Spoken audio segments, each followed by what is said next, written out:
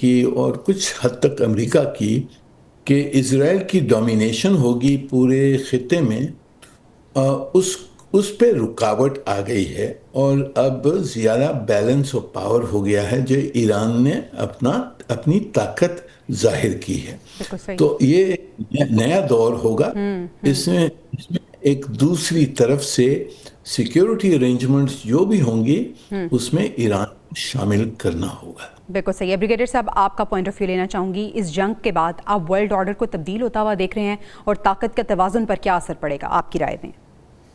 لیکن ڈیفینیٹلی بہت فرق پڑے گا۔ سب سے پہلی بات تو یہ ہے کہ اس میں اسرائیل نے بہت کوشش کی کہ یہ سیکٹیرین کلیش کروا دیں اور ایران اور خلیجی ممالک کی آپس میں لڑائی شروع ہو جائے، اور یہ اس کی بہت کوشش کی، بلکہ کئی دفعہ میزائل بھی فائر کیے، اور کوشش یہی تھی کہ جب اسرائیل نے ایران پہ فائر کیا، ایران نے سعودی عرب پہ فائر کیا، تو یہ پاکستان نے اتنا اچھا کلیدی کردار ادا کیا ہے کہ you can't believe it. Pakistan نے ایران کو بھی بہت بریف کیا، سعودی عرب کو کیا کہ ریٹیلیٹ کرنے سے منع کیا، because this is what Israel wanted کہ یہ دونوں خلیجی ممالک اور ایران آپس پہ لڑ پڑیں، میوچل ڈسٹرکشن کریں، اور اس کے بعد جو بینیفشری تھا وہ اسرائیل تھا کہ اس کو بڑے آرام سے اس کا خواب جو تھا کہ اسرائیل کا وہ پورا ہو جاتا۔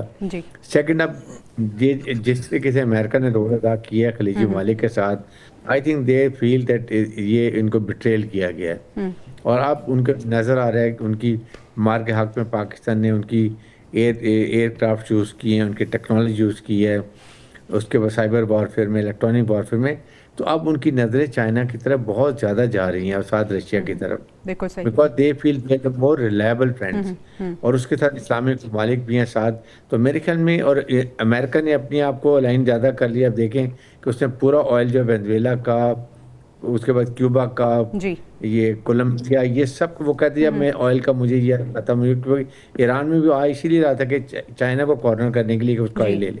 تو اب مڈل ایسٹ میں مجھے لگتا ہے کہ اس کا انٹرسٹ بہت کم ہو جائے گا، اسی لیے وہ اب اس سائڈ پہ یہ اس طرح کے بلاک بنیں گے۔ لیکن اسلامک ممالک کا رول اس پورے کانفلکٹ میں بہت ہی لیوکوام رہا ہے، بہت ہی کمزور رہا ہے۔ جب تک اسلامک ممالک اپنی اسٹرینتھ دکھائیں گے، یونٹی نہیں دکھائیں گے، آئندہ کے لیے اپنے ریسورسز کو کمبائن نہیں کریں گے، کبھی بھی اسلامک ممالک کھڑے نہیں ہو سکتے۔ اور یہ ایک بہت بڑا لیسن ہے۔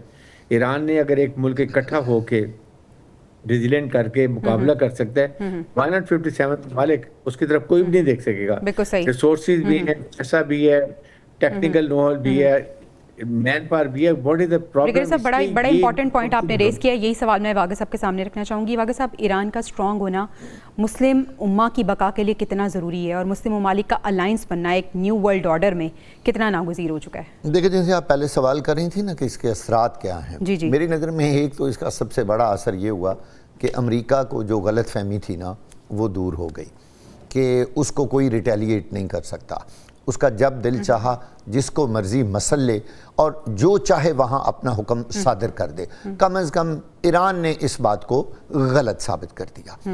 اچھا، کچھ بین الاقوامی طور پر ایسی باتیں بھی سامنے آ رہی ہیں کہ یہ جو جنگ کا نظام چلا اور یہ سارا جو سینیریو بنا، اس میں سب سے اہم کردار جو تھا وہ اسرائیل کا تھا۔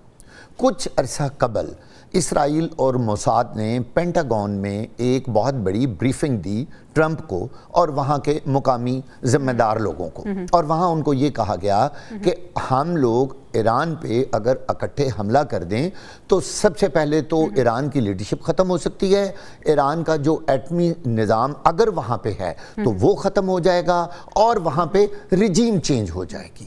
اچھا، رجیم چینج بھی نہ ہوئی، ایٹمی جو ان کے اثاثہ جات اگر ہیں یا نہیں تھے وہاں تک بھی وہ نہ پہنچ سکے۔ ایک صرف انہوں نے یہ کام کیا کہ ان کی جو لیڈرشپ تھی، جس میں دفاعی لیڈرشپ اور ان کی پولیٹیکل لیڈرشپ تھی، وہ بہت بڑی تعداد میں شہید ہو گئی۔ اب اس کے جو اثرات ہیں وہ ظاہر ہے اس خطے پہ پڑنے تھے۔ اب امریکہ کے اندر، ایون پینٹاگون کے اندر، ان کے کئی جو منتخب نمائندے بھی ہیں ان کے پارلیمنٹ میں، وہ بھی اس چیز پہ اعتراض کر رہے ہیں کہ جو بھی مشورہ ہمیں اسرائیل نے دیا تھا وہ بہت ہی غلط مشورہ تھا۔ یہاں پہ آ کے پاکستان نے کنسٹرکٹیو رول ادا کرتے ہوئے اس نظام के ऊपर मुकम्मल तौर पर इसको अपने कंट्रोल में लिया और उसने ट्रंप को और ईरानी लीडरशिप को इस तरह अपनी बात पे कायल किया कि जंग बंदी करा दिया। आप देखिए इस खित्ते के अंदर और कितने बड़े बड़े अहम मुल्क हैं, उन्होंने कोई किरदार अदा नहीं किया, ना ही अमेरिका ने उनसे राब्ता किया। इसका मतलब क्या है? इसका मतलब ये है कि पाकिस्तान की नेक नियति, उसकी काविशें, उसकी मुसल्लह अफवाज की कुव्वत और उसका इस खित्ते के अंदर जो अहमियत है उसको देखते हुए दोनों मुल्कों ने दोनों इस बात को ट्रस्ट किया पाकिस्तान में और पाकिस्तान ने ये ट्रस्ट गेन किया है।